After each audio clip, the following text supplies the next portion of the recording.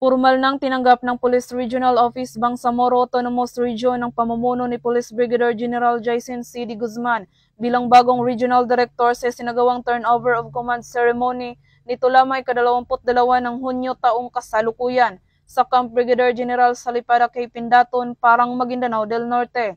Ang seremonya ay pinangunahan ni Police Lieutenant General Edgar Alan Uukubo, Chief of the Directorial Staff ng PNP at dinaluhan ng mga opisyal mula sa BARM Government, matataas na opisyal ng PNP, mga kinatawan mula sa LGUs, partner agencies, media at mga peace stakeholders. Si Police Brigadier General D. Guzman ay pumalit kay Police Brigadier General Romeo Juan Macapaz na ngayon ay nagsisilbing Acting Director ng PNP Criminal Investigation and Detection Group.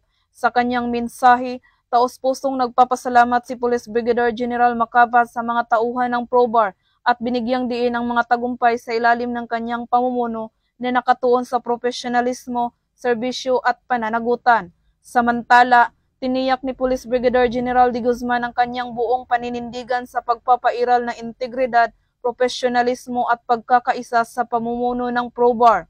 Support. To the valiant officers and personnel of PRO BAR, I stand with you, ready to listen, lead, and serve. Let us work with integrity, professionalism, and unwavering unity to build a police force that is disciplined, dependable, and deeply rooted in service to the Bangsamoro people. Bilang bagong pinuno ng rehiyon, ipinahayag rin ni Police Brigadier General D. Guzman ang buong suporta sa mga direktiba ni PNP Chief Police General Nicolas D. Torre III, lalo na sa pagbibigay ng mabilis na serbisyong publiko, pagtutulungan sa hanay at pagsulong ng makabago at responsabling pamamalakad sa PNP. Ang seremonyang ito ay simbolo ng pagpapatuloy ng makabuluhang pamumuno sa rehiyon na nakatuon sa kapayapaan, kaayusan at pag-unlad ng Bangsamoro. Mula rito sa rehiyon ng Bangsamoro, ako ang inyong PNN correspondent, Patrolwoman Maricris Algabre, alagad ng batas, tagataguyod ng Balitang Pulis.